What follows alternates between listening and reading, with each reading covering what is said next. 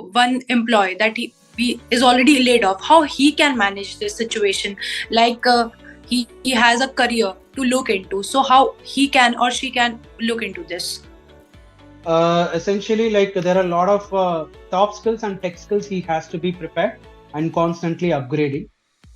Soft skills wise, I would say like there are a lot of adaptability factor which he has to work on, because when see people mention a lot of soft skills in their resume and LinkedIn, but in reality it doesn't happen.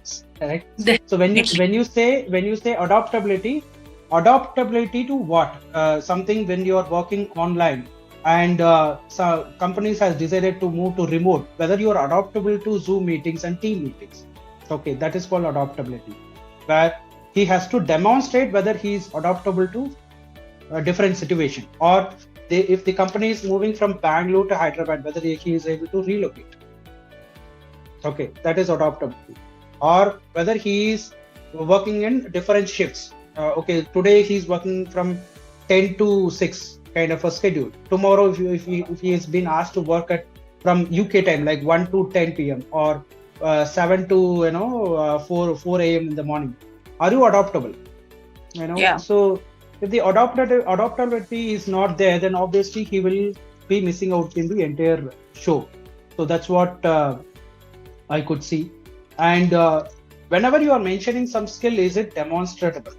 Okay, so like see, you can also mention MS Office. I can also mention MS Office, but the kind of demonstrable element, that is what you'll have to perform during the interview, which is not happening with most of the candidates.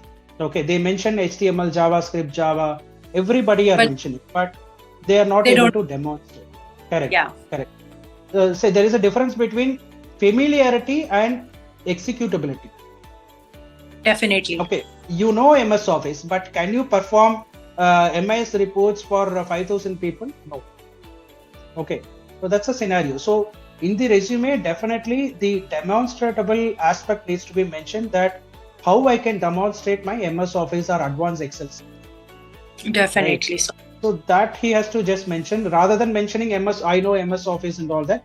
He has to mention, okay, I have managed 5,000 reports on a monthly basis, through advanced Excel formula, those kind of things he has to mention, so that uh, he is surviving the entire process.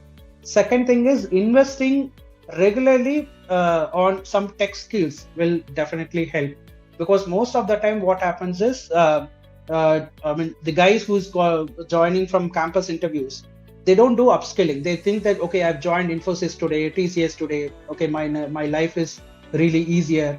The entire lifestyle is changes, like, okay, today he's joining as a fresher or intern or an executive.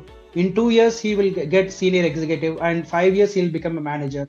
So his life is something moving on. Okay, but suddenly what happens is layoff hits, and yeah. he if he's not invested his time on upgrading his tech skills, is completely lost.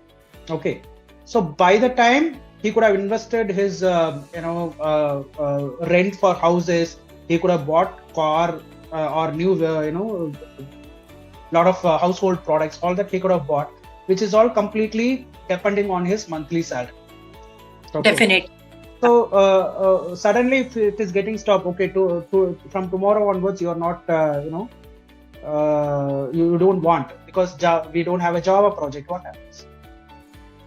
He's completely lost, right? So obviously upgrading tech skills is completely must, and constantly networking with other people is completely recommended at this point in time, because most of the working professionals don't even network with other external people.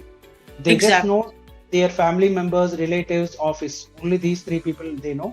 But apart from that, they don't do networking part in the LinkedIn or any other forums, where they don't even know who are the other people. Okay, so suddenly when they lost the job, they just have to randomly circulate the CV with known people or unknown people. It is like very pathetic situation. See, somebody who's at 10 years, 15 years experience and is randomly throwing resume, it's something very embarrassing for them to operate.